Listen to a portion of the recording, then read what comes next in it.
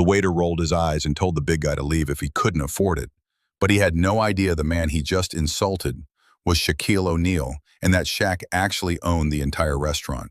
What happened next left the whole place speechless. It was a buzzing Friday night at Slam Grill, one of Miami's most popular upscale steakhouses. Located in the heart of downtown, it was known for its $80 steaks, celebrity clientele, and sleek, modern interior. The place was alive, waiters darting between tables, bartenders shaking up cocktails, and laughter echoing beneath dimmed golden lights. The scent of grilled meat and garlic butter filled the air. It was a perfect storm of fine dining and big city energy. In the middle of it all sat Table 9, tucked near the open kitchen window. At that table was a man hard to miss, well over 7 feet tall, dressed in a dark hoodie, jeans, and oversized sunglasses. He kept his head down, quietly scanning the menu, and despite his size, he wasn't drawing attention to himself, just sitting alone, calm, focused. Then came Rick, one of the night's more senior waiters, tired, rushed, and clearly not in the mood. He stopped abruptly at the table, barely making eye contact. "Can I help you?" Rick asked, with an impatient tone that didn't match the high-end service Slam Grill prided itself on. The man didn't seem bothered. He glanced up slowly and gave a soft grin.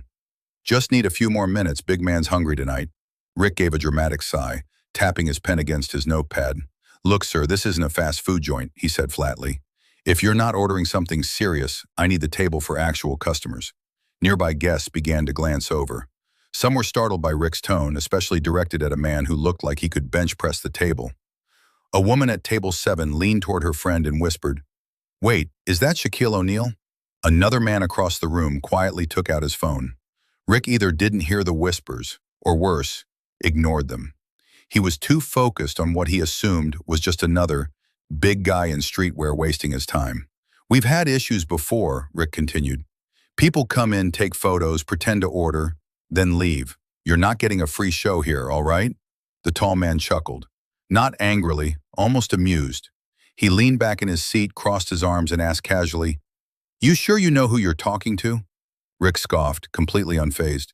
"Yeah, just another broke poser in a tracksuit wasting a seat." The dining room grew noticeably quieter.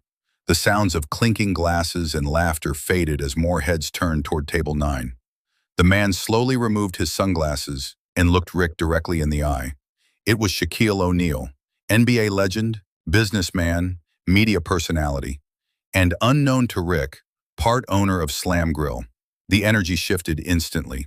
One by one, mouths dropped, phones went up, gasps echoed. But Rick, still clueless. Any moment Shaquille O'Neal slid his sunglasses down his nose, it was like time slowed inside Slam Grill. At first, just a few whispers. "That's Shaq, right?"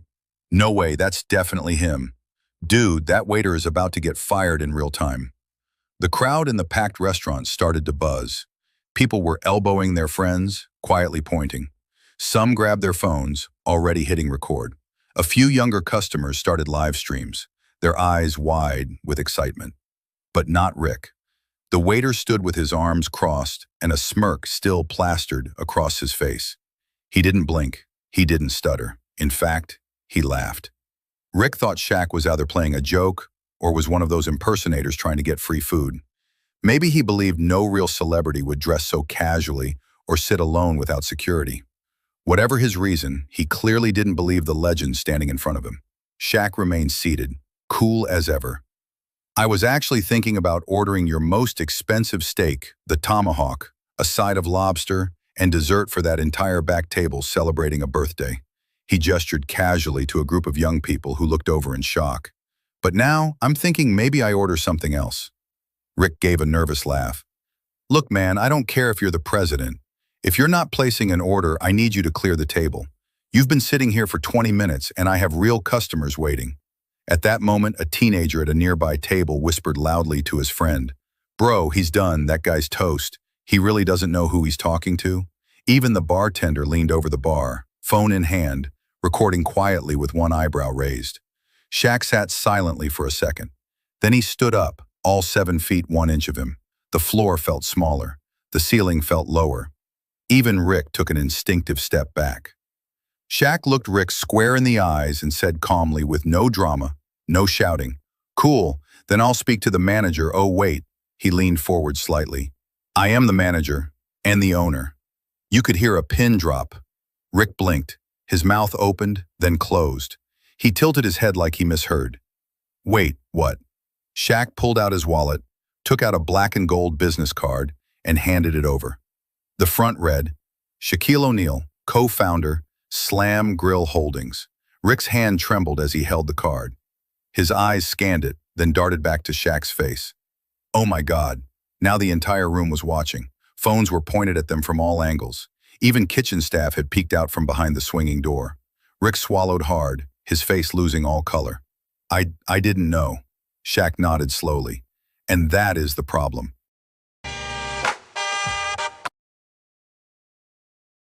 The tension in the restaurant was so thick, you could feel it in the air. Every eye in the dining room was fixed on one man, Shaquille O'Neal, and one waiter, now sweating under the weight of his mistake.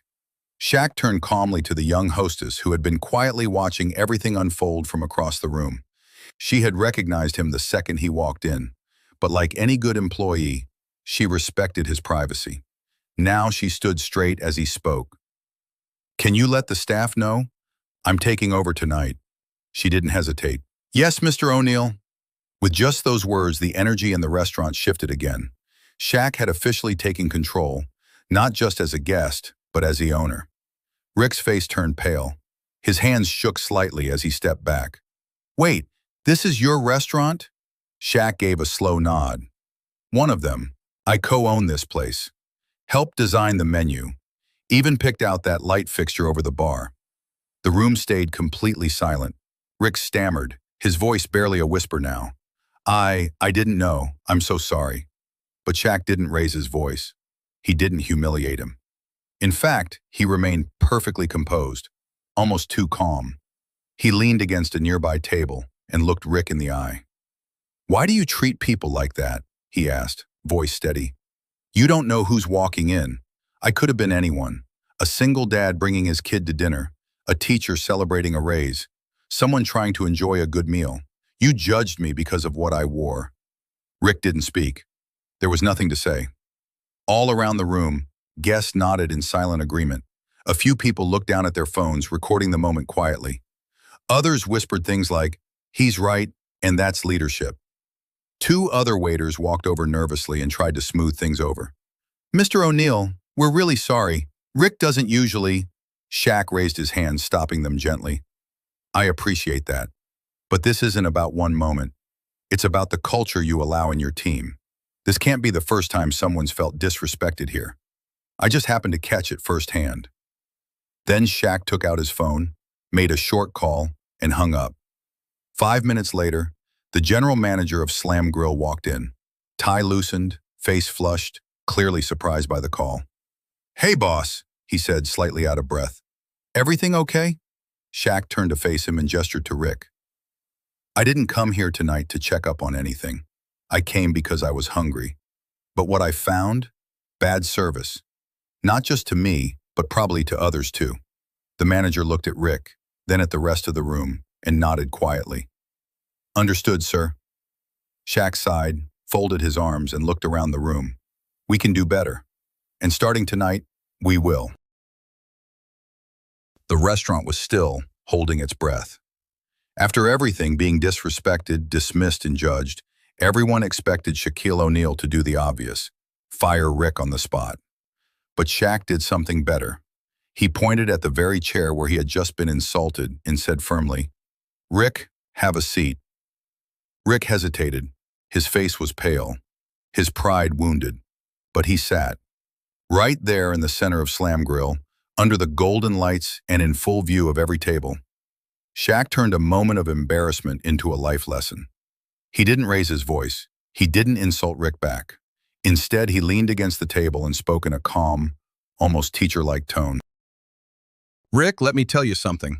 I've been underestimated since the day I stepped on a basketball court. He paused, looking around at the staff and guests who were now gathered nearby. When I was a rookie, people said I was just muscle, no brains, no leadership. When I started businesses, restaurants, car washes, gyms, people said I'd fail, Said I was just a ball player, he pointed to his chest. But I didn't let their judgment stop me. I kept learning. I surrounded myself with good people. And most importantly, I treat everyone with respect. Rick sat quietly, staring at the floor. Shaq continued. Doesn't matter if someone's wearing a hoodie, a suit, or an apron. You never know who someone is. And more importantly, he leaned forward slightly, voice lowering. You never know who they'll become. Rick slowly looked up, eyes filled with remorse. He gave a small nod. You could tell the message had landed. The dining room was completely quiet. Even the kitchen had gone still. A few people clapped softly, but Shaq wasn't done. He turned to the entire staff and said, This isn't just about Rick. It's about all of us, our culture, our values. Then came the announcement no one expected, but everyone respected. Starting next week, we're launching a new training program called Respect Starts at the Door. He looked at each employee, one by one. That means everyone, managers, chefs, bartenders, servers, we're all going through it. Because one bad attitude can ruin a five-star experience. And we're not in the business of letting people feel small. The staff nodded, some smiled, a couple even teared up. Shaq didn't just handle a disrespectful moment. He turned it into a masterclass in humility, leadership, and second chances. As Rick stood slowly and extended his hand, Shaq shook it firmly. Just do better, he said. Rick nodded again. I will, sir. I promise. That night, Slam Grill didn't just serve food. It served a reminder that true greatness is measured not by power, but by how you treat people when no one's watching, and when everyone is. The night at Slam Grill didn't just make waves inside the restaurant, it set the entire internet on fire. By the next morning, clips of the incident were everywhere. TikTok feeds were flooded with videos showing Rick's stunned reaction as Shaquille O'Neal revealed he owned the restaurant. YouTube creators uploaded reaction videos with titles like, When You Disrespect the Wrong Customer, Shaq Teaches a Masterclass in Humility, Waiter Insults a Giant and Gets Schooled with Kindness. On Twitter, hashtags like Shaq the Boss, hashtag Respect Starts at the Door, and hashtag Rick Got Schooled were trending worldwide. People from all backgrounds, athletes, business leaders, celebrities, and everyday folks shared their thoughts. Shaq handled that like a real boss. He could have embarrassed him in front of everyone, but he chose to teach instead. Rick's lucky Shaq was in a good mood. The moment was more than viral. It was transformational. People weren't just entertained, they were inspired. Comment sections filled with users sharing their own experiences with discrimination, respect, and how leadership should look. But perhaps the most surprising part of the story came a few months later. A YouTube video titled, Where's Rick Now? Appeared on the Slam Grill channel and quickly went viral too. The video opened with footage of the restaurant, now busier than ever. New signage at the door read, Respect Starts at the Door, a Shaquille O'Neal standard. Inside, waiters moved with precision and pride. Among them was Rick, now wearing a crisp apron, a bright smile, and a completely new attitude. In the video, Rick greeted a young couple, offered menu suggestions, and even cracked a few jokes. Guests were laughing. The vibe was warm, welcoming, and professional. The next scene showed Shaq entering the restaurant unannounced. The camera caught Rick spotting him from across the room. Without hesitation, Rick walked over, gave Shaq a fist bump, and said, Table 9's ready, boss. Got your tomahawk steak on standby? Shaq laughed and smiled wide. Now that's service, he said. The two men sat briefly at the table, the same one where the original conflict had taken place. Rick looked into the camera and spoke sincerely. That night changed me, not because I got caught, but because someone gave me a chance to grow instead of throwing me out. I'll never forget that. Shaq followed with a closing message that hit home. Respect, just like good food, starts with the right ingredients. And now, we're cooking with heart. The internet erupted again, but this time the message was bigger than virality. It was about growth, redemption, and the power of grace over rage. Shaq didn't just serve steaks, he served second chances. And Rick, he didn't just keep his job, he became a better man. Thanks for watching. I hope you liked this video. Don't forget to like, comment, and subscribe for more content like this every day. Stay tuned.